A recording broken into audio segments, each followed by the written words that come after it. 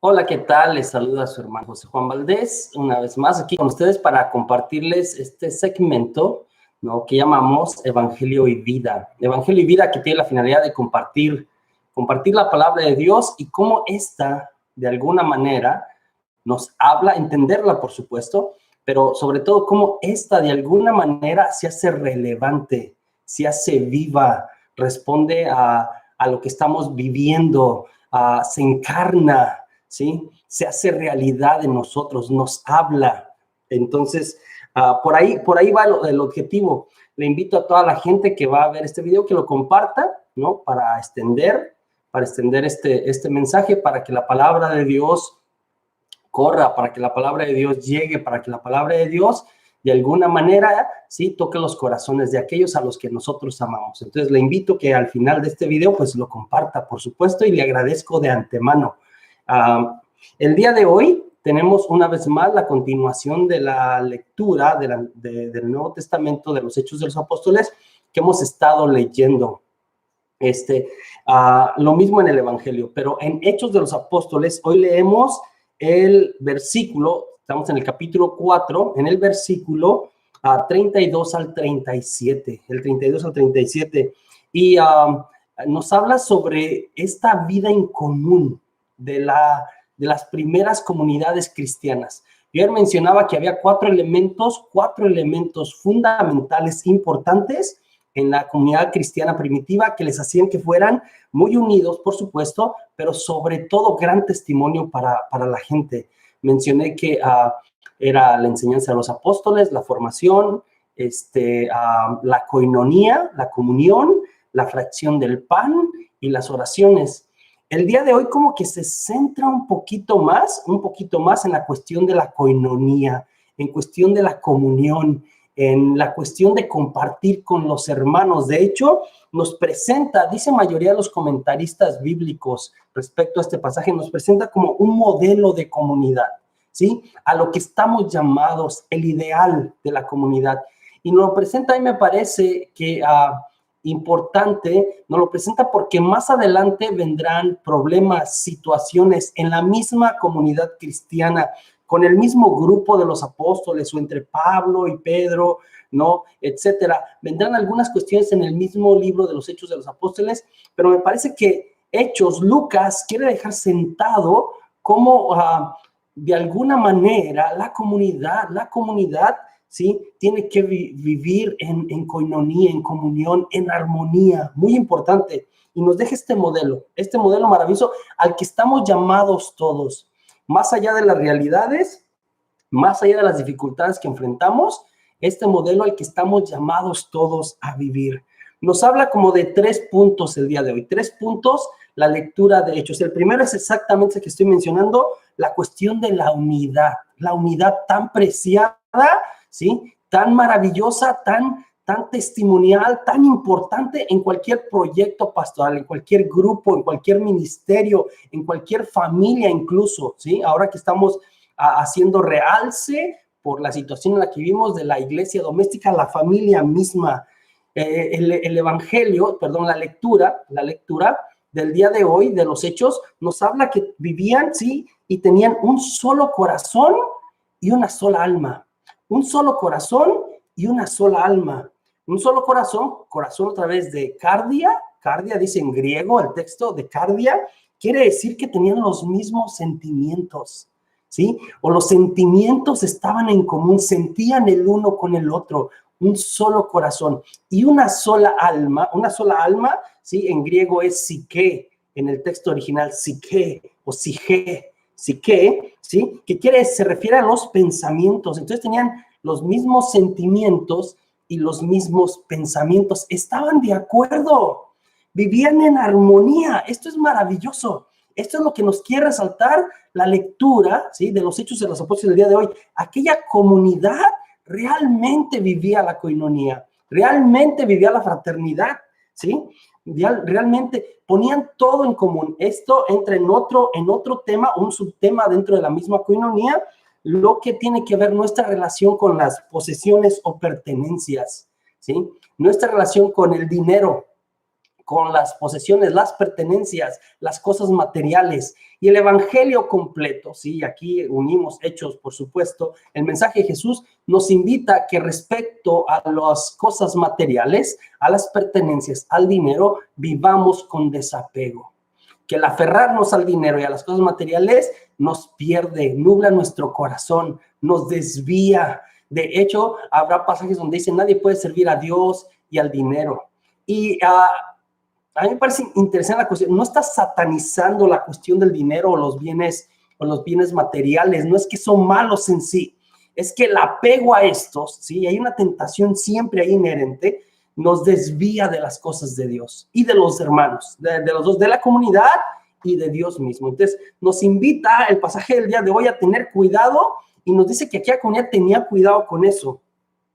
Sí, de alguna manera, ¿sí? Tenía cuidado con eso y por eso es que había, ¿sí? Porque no había apego, porque no había envidia, porque no es nada más lo mío, sino lo mío lo compartía con los demás, lo que he recibido, ¿sí? De alguna manera que el Señor me ha dado, lo comparto con los demás.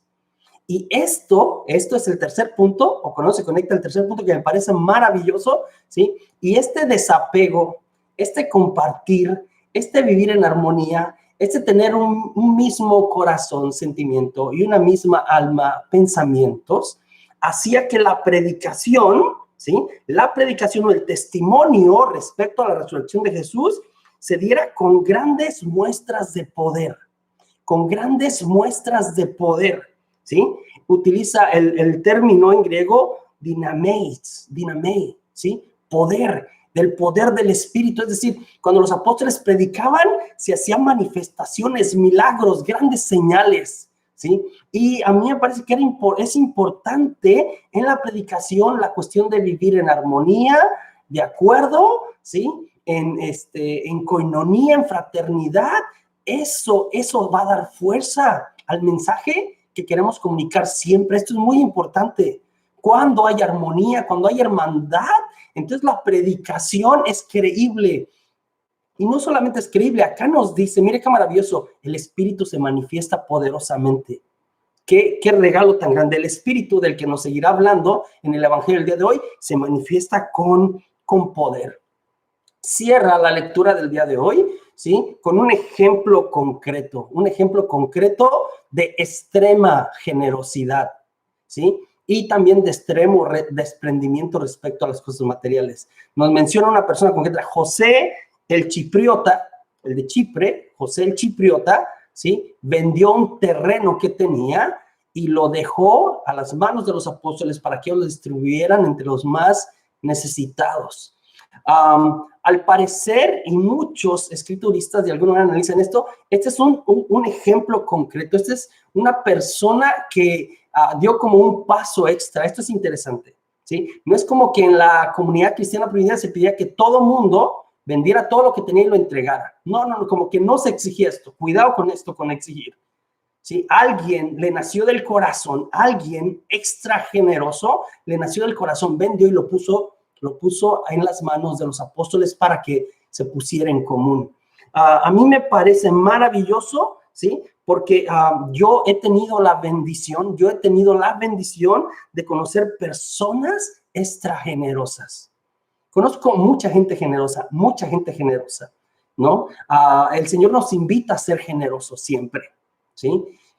Conozco muchas personas generosas, pero conozco y el Señor me ha regalado la dicha de conocer personas extra generosas, que hacen un esfuerzo extra, que entregan no lo que les sobra, sino lo que tienen para el bien de la comunidad, Sí, yo doy gracias a Dios por esas personas. Ahorita las tengo aquí en mi mente. No quiero mencionarlos porque estas personas a menudo ni siquiera quieren que la gente sepa quiénes son, pero entregan mucho, dan más allá. Bendito sea Dios por los José Chipriotas en mi vida, en mi ministerio y en el de usted, Y estamos invitados, ¿quién no? Otra vez es un llamado particular en algunas ocasiones a ser extra generosos.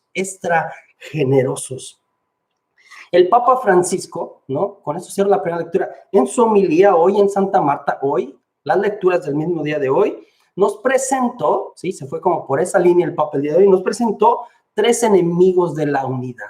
tres enemigos de la unidad.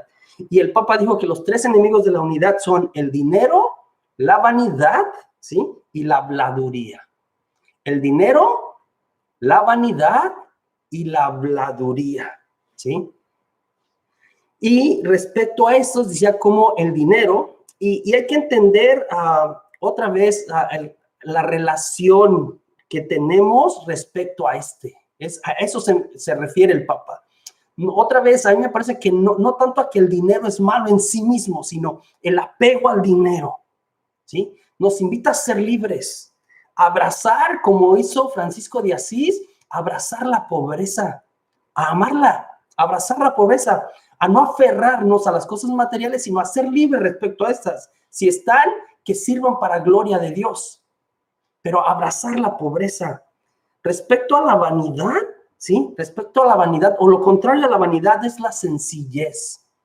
La sencillez, la vanidad o la vanagloria de que la gente me reconozca, que tenga un lugar, que me vean que yo puedo, que yo sé, etcétera.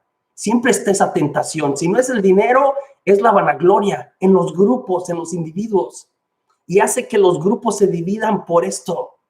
A veces no tiene que ver con dinero, tiene que ver con que me vean a mí o que yo esté en lugar del otro o que yo sea más que el otro. Cuidado con eso, ¿sí? Cuidado con eso. Una tentación siempre presente, siempre ahí para dividir la comunidad. Tenemos que vivir con sencillez en los ministerios, con sencillez. Y hablo de disposición del corazón, con agradecimiento a Dios.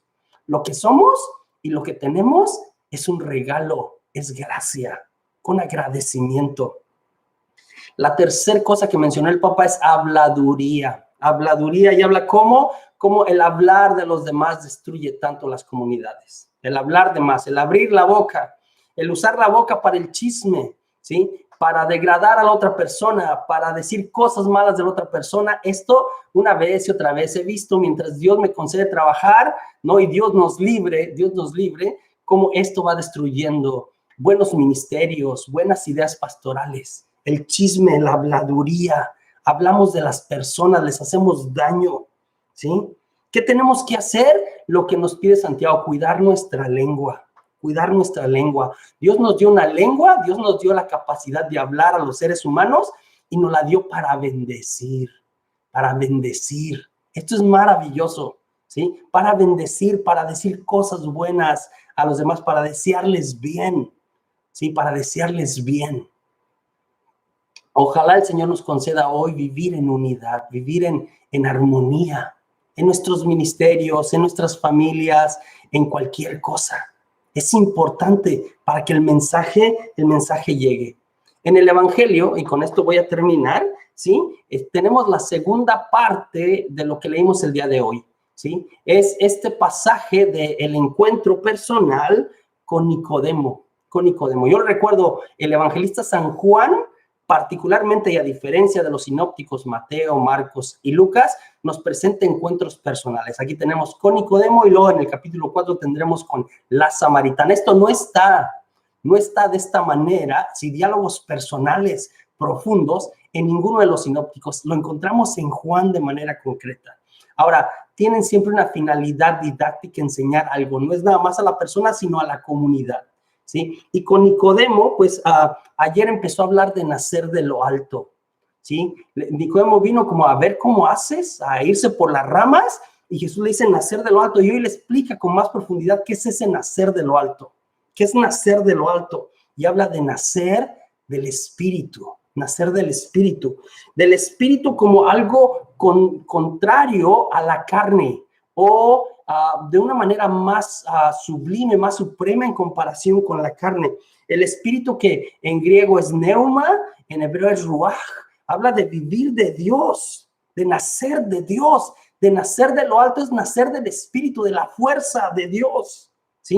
No de la carne nada más, como un segundo nacimiento, no de la carne. Y la carne, sarx en griego, como utiliza acá sarx, ¿sí? Habla de la carne como debilidad, como pecado, como separación de Dios. La carne a menudo, ¿sí? Esta inclinación, entiéndase, hay muchas excepciones al término sarx o carne en los escritos del Nuevo Testamento. Pero esta acepción que probablemente encontramos aquí de debilidad, pecado, separación de Dios, que es una manera de entenderlo, si lo pone al vivir en el Espíritu, que vivir en el Espíritu es fuerza, no debilidad, es fuerza, ¿sí? No es pecado, es gracia. No es separación de Dios, sino unidad, comunión con Dios, que nos lleva a la comunión con los hermanos, Cuando nacemos de lo alto, cuando vivimos según el Espíritu, entonces, nos dice el Evangelio el día de hoy, tenemos acceso a la verdadera sabiduría. Yo le recuerdo, Nicodemo llega con maestro, ¿sí? Como un rabí, como respetado que era maestro, sabemos, se dice, ¿no? Nosotros sabemos, los que sabemos, ¿sí? Que los que hacen cosas como tú tienen algo especial, ya así, ¿no? Es como que algo veo, algo he entendido. El término en griego es oidamen oti, ¿no? Nosotros entendemos, ¿no? De alguna manera este conocimiento. Jesús, si el día de hoy le dicen, ¿no sabes esto? Cuando le pregunta como, ¿a qué te refieres? ¿Sí? Entonces, él llegó, Nicodemo, con una actitud de, sabemos, nosotros sabemos, somos inteligentes, conocimiento. Y Jesús le dijo, no sabes esto. En realidad, no tienes sabiduría. Conoces mucho, pero no tienes sabiduría, ¿sí? Y Jesús habla desde la parte de la sabiduría. Hablamos de lo que sabemos y Jesús habla no desde lo que conocemos nada más, sino de la sabiduría de Dios. La sabiduría de Dios, ¿sí? Y opone estas dos cosas de alguna manera, el conocimiento humano y la sabiduría de Dios, y cómo a veces estas dos distan la una de la otra. Ojalá el Señor nos conceda sabiduría para entender lo que el Señor nos está pidiendo. Finalmente dice el Hijo del Hombre, un término, ¿no? Muy de teología de San Juan también, ¿no? Está en algunos de los profetas, en Daniel, ¿no? En Ezequiel, vino para que todo el mundo crea, para que todo el que crea, tenga vida eterna. Otro término importante y otra cosa muy interesante de la teología de San Juan y de nuestro entendimiento acerca de a qué vino Dios y qué hace Dios en nuestra vida. Vino para que tengan vida eterna.